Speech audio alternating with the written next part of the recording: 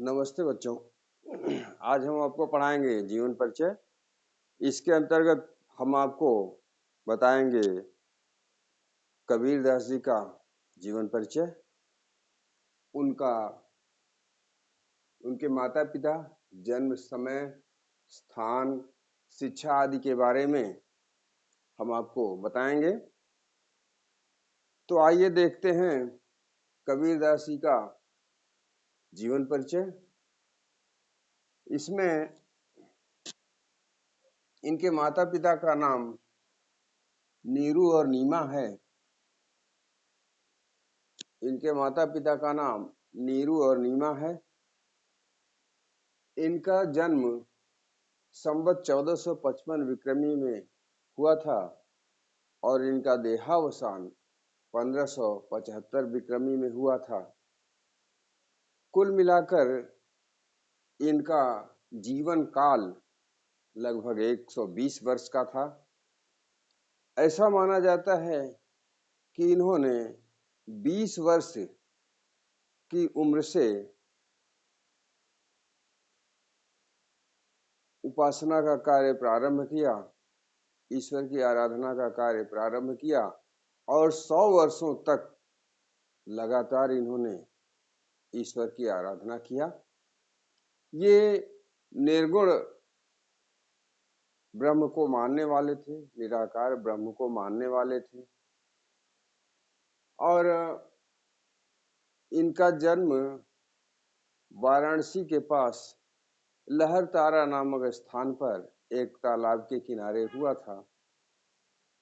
ऐसा माना जाता है कि ये ब्राह्मणी विधवा के गर्भ से उत्पन्न हुए थे, जिसे उस स्त्री ने लोक लाज की मर्यादा से बचने के लिए लहर तारा नामक स्थान पर तालाब के किनारे जन्म लेने के पश्चात ही छोड़ दिया था, जिसे इनके पालित माता पिता नीरू और नीमा ने प्राप्त किया।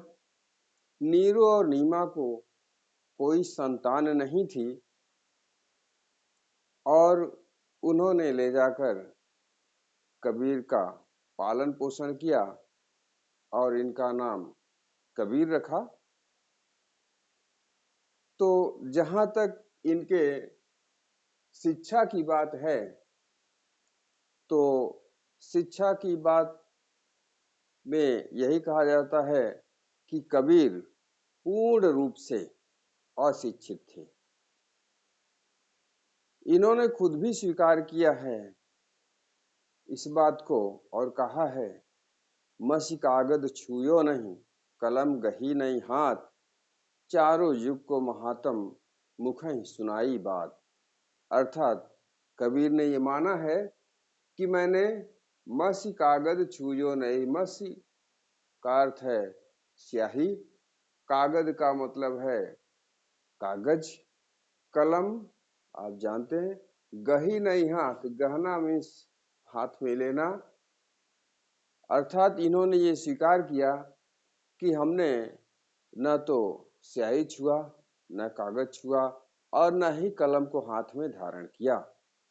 और चारों युग को महात्म मुखई सुनाई बात, और चारों युग के महात्म्य को अर्थात चारों युगों की जो महान बातें हैं, मुख्य बातें हैं, उन्हें अपने मुख के द्वारा सुना दिया। तो कबीर ने अपनी स्वीकारोक्ति इस रूप में दिया है। आगे हम देखते हैं इनकी पत्नी। तो इनकी पत्नी का नाम नीमा था और ऐसा माना जाता है कि इनके दो पुत्र हुए। ऐसा माना जाता है कि इन्हें दो संतानें हुई, जिसमें से एक पुत्र और एक पुत्री थी।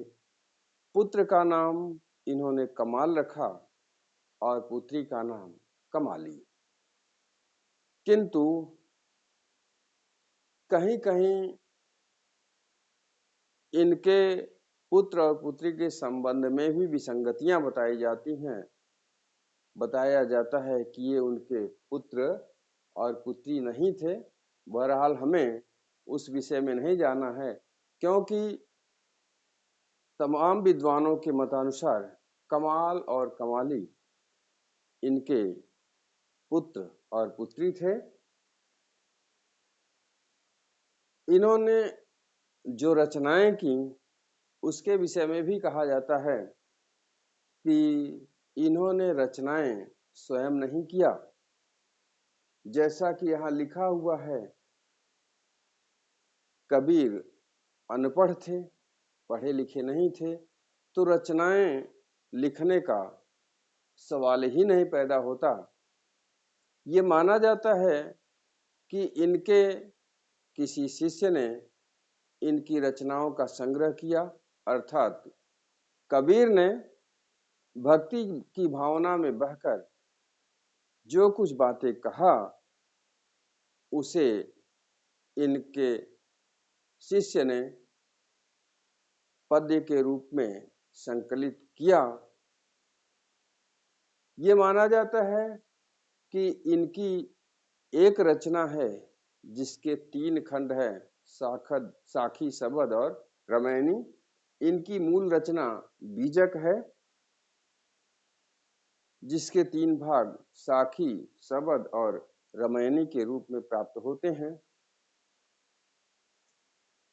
तो साखी इनकी दोहा शैली में लिखी गई रचना है। तो इनका ये रचना साखी सबसे ज्यादा प्रसिद्ध रचना है। और जहां तक इनके साहित्यिक परिचय की बात है, तो साहित्यिक परिचय में इतना जान लेना आवश्यक है कि इन्होंने रहस्यवाद को जन्म दिया है, अर्थात ईश्वर से जुड़ी रचनाएं, ईश्वर के रहस्यवाद से जुड़ी रचनाएं इन्होंने विशेष रूप से किया है। वैसे तो इन्होंने पाखंड का विरोध किया है और समाज सुधार आदि के कार्य भी किए हैं, अर्थात इन्होंने अपनी रचनाओं के द्वारा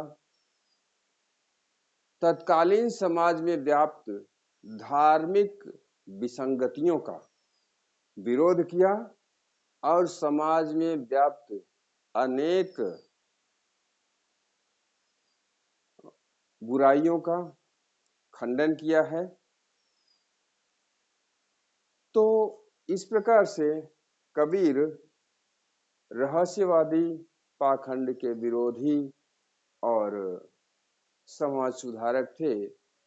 इनके रहस्यवाद का एक उदाहरण है, इन्होंने कहा है, लाली मेरे लाल की जित देखो तित लाल, लाली देखन मैं गई, मैं भी हो गई लाल।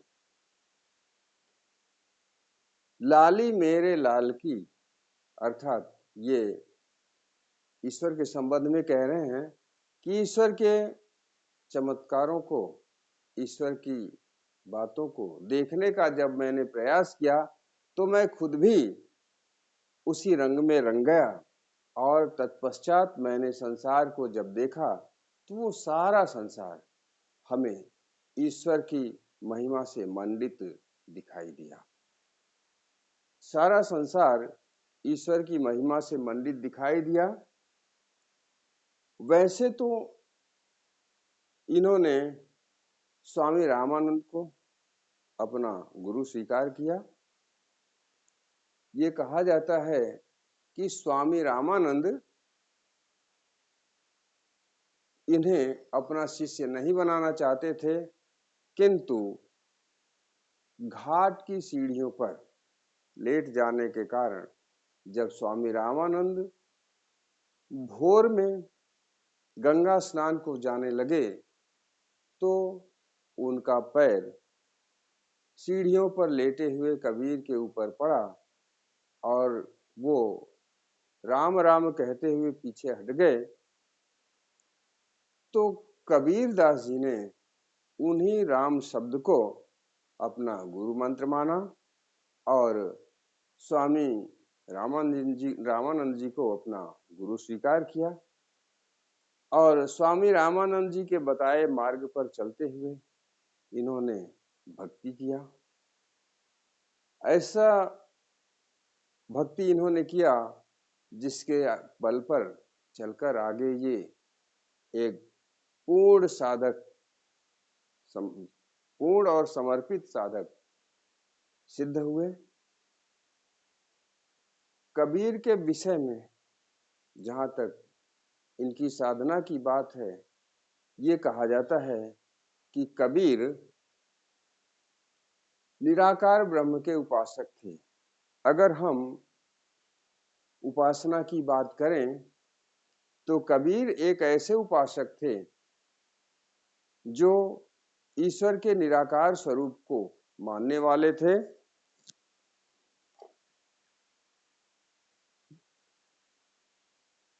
भक्ति में साधना की दो बातें मानी जाती हैं, एक निराकार ब्रह्म की उपासना और दूसरे साकार ब्रह्म की उपासना। तो अगर हम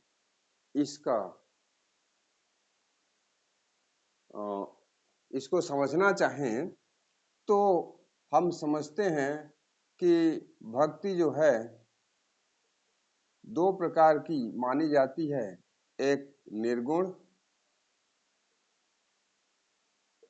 और दूसरा सगुण। निर्गुण में दो माने जाते हैं, निर्गुण में भी दो माने जाते हैं, एक ज्ञान मार्गी, दूसरा प्रेम मार्गी। तो कबीर इस ज्ञान मार्गी शाखा के सर्वोच्च उपासक रहे। तो कबीर भक्ति के निर्गुण शाखा के ज्ञान मार्गी शाखा के सर्वोच्च साधक रहे। इन्होंने ज्ञान के बल पर ईश्वर की भक्ति किया और ये ईश्वर को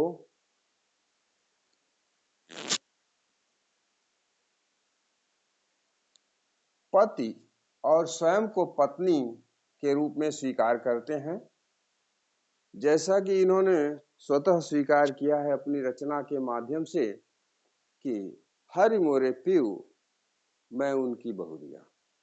अर्थात ईश्वर, यहां हम लिख सकते हैं हरि मोरे पीऊ मैं उनकी बहुरिया। तो बहुरिया का मतलब पत्नी होता है। तो इस प्रकार से हम निश्चित रूप से कह सकते हैं कि ईश्वर को कबीर ने पति और खुद को पत्नी रूप में स्वीकार किया है। साधना की एक ऐसी कड़ी है जिसमें हर एक उपासक को कुछ न कुछ रिश्ता दिखाकर ईश्वर के साथ अपने संबंधों को जोड़ना पड़ता है। जैसे बहुत से लोग खुद को पुत्र और ईश्वर को पिता मानते हैं, वैसे ही कबीर ने ईश्वर को पति और खुद को पत्नी रूप में स्वीकार किया है। इनकी रहस्यवादी विचारों के लिए हमने आपको बताया कि उन्होंने लिखा है, लाली मेरे लाल की जिद देखो तितलाल, लाली देखन मैं गई मैं भी हो गई लाल। समाज सुधार का भी काम किए हैं, पाखंड का भी विरोध किए हैं इन्होंने। धार्मिक रीति रिवाजों आदि में जो विसंगतियां देखा उन्होंने, उसका खंडन अपने समय में ही उन्होंने कर दिया था। अब आते हैं कबीर की भाषा शैली में। तो कबीर की भाषा के विषय में मैं इतना कह सकता हूँ कि कबीर की भाषा पंचमेल खिचड़ी है, अर्थात इनकी भाषा में बहुत सारे जगह की भाषाओं के शब्द भरे पड़े हैं। इनकी भाषा में कोई एक क्षेत्रीय शब्द का समावेश नहीं है। ये जहां भी भ्रमण किए वहां की मुख्य मुख्य शब्दों को इन्होंने अपने काव्यों में समाहित किया, चाहे वो किसी भी जगह गए हों। रही बात इनके शैली की, तो इनकी शैली उपदेशात्मक शैली है। इनकी शैली उपदेशात्मक है, उपदेश देने का भी काम इन्होंने किया है और व्यंग्यात्मक भी है। जब इन्होंने तत्कालीन समाज का विरोध करते हुए कटु वाक्य कहा तो वो व्यंग्य के माध्यम से कहा। तो उन्होंने व्यंग्य के माध्यम से कहा और व्यंग्य के माध्यम से कहने का इनका अपना विचार था कि समाज पर जितना प्रभाव व्यंग्यात्मक बातों का पड़ता है, साधारण ढंग से कहने पर उतना प्रभाव नहीं पड़ता है। इस प्रकार से कबीर ने व्यंग्यात्मक भावना को ध्यान में रखते हुए, व्यंग्यात्मक भावना की महत्व को ध्यान में रखते हुए समाज पर व्यंग्यात्मक टिप्पणी किया और समाज को इस प्रकार से सुधारने का काम भी किया। अब जहां तक रही बात काव्य जगत में इनके स्थान की, तो काव्य जगत में इनके स्थान के बारे में हम इतना ही कह सकते हैं कि कबीर ज्ञान मार्गी शाखा के सर्वोच्च कवि थे, सर्वोच्च उपासक थे और सर्वोच्च साधना करते हुए इन्होंने वह स्थान प्राप्त किया जो ज्ञान मार्गी कवियों में, ज्ञान मार्गी साधकों में अन्य किसी को नहीं मिला। तो हम निश्चित रूप से कह सकते हैं कि कबीर एक ऐसे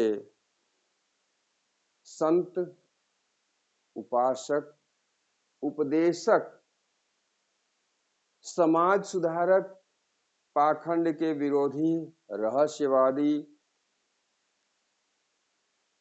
कवि थे जिनकी तुलना हम उनके बाद आने वाले किसी भी कवि या उपासक से नहीं कर सकते। अर्थात कवि का, एक कवि के रूप में कबीर का ज्ञान आश्रयी शाखा के कवियों में सर्वोच्च स्थान है। तो बच्चों, हमने आपको आज कबीर का जीवन परिचय बताया। आशा करते हैं आपको हमारा यह वीडियो अच्छा लगा होगा। हम आपसे उम्मीद करते हैं कि आप हमारा यह वीडियो अधिक से अधिक सब्सक्राइब करें, हमारे चैनल को सब्सक्राइब करें, हमारे वीडियो को अधिक से अधिक देखें, लाइक करें। इन्हीं बातों के साथ हम आज के इस विषय को यहीं समाप्त करते हैं। जल्द ही मिलते हैं अगले दूसरे वीडियो में किसी अन्य कवि के जीवन परिचय के साथ। तब तक हम आपसे विदा लेते हैं।